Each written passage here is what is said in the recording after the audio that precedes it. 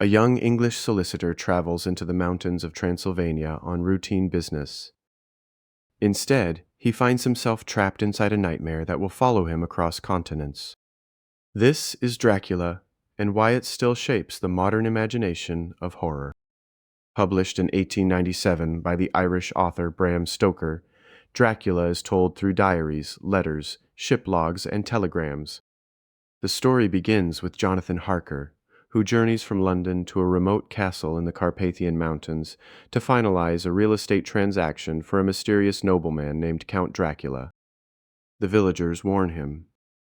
They press crucifixes into his hands and whisper prayers. Yet Jonathan dismisses their fear as superstition.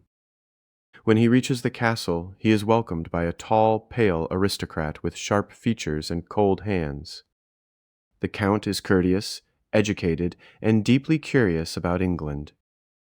But strange details begin to disturb him. Dracula casts no reflection in a mirror. He is never seen in daylight. He moves with unnatural silence. And soon Jonathan realizes he is not a guest in the castle. He is a prisoner.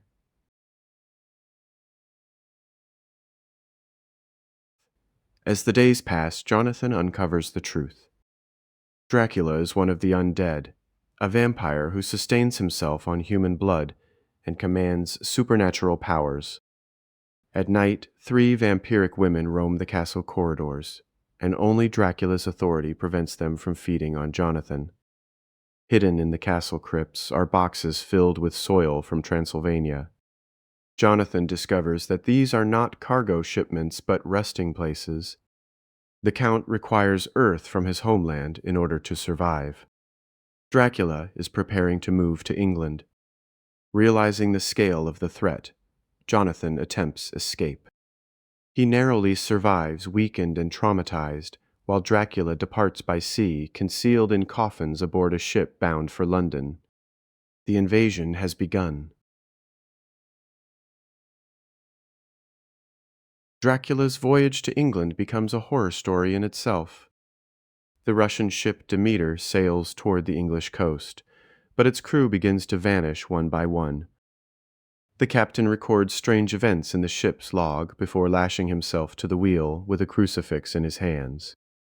When the vessel crashes ashore in Whitby during a violent storm, it is deserted.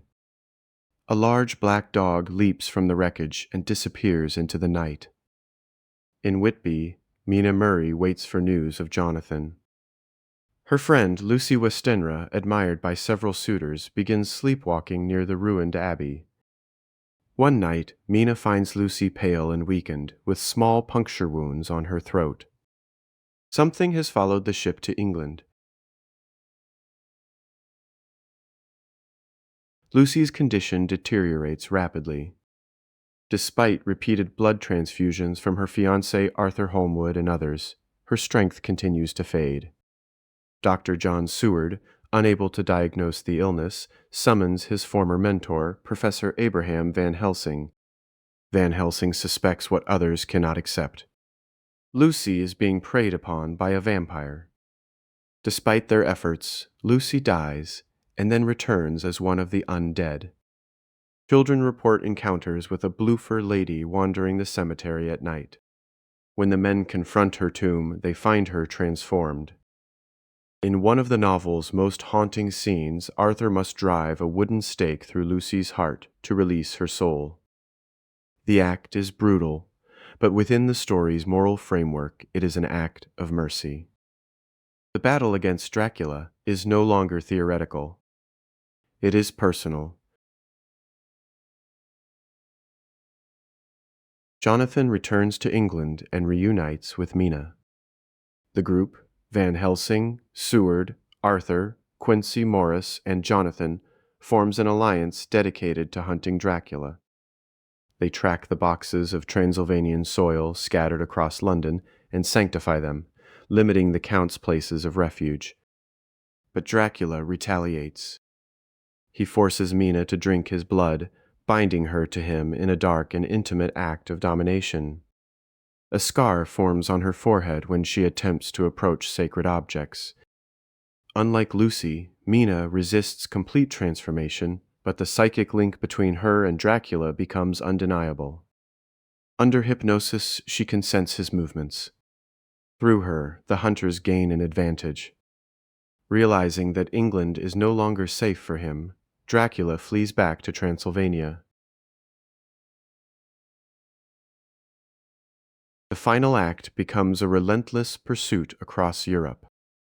The group splits into teams racing by train and ship to intercept Dracula before he reaches his castle. Mina's connection to him grows stronger as they approach his homeland, and with it the danger to her soul increases.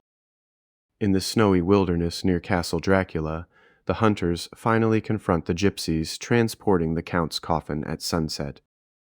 In the fading light, Jonathan slashes Dracula's throat while Quincy Morris drives a knife into his heart.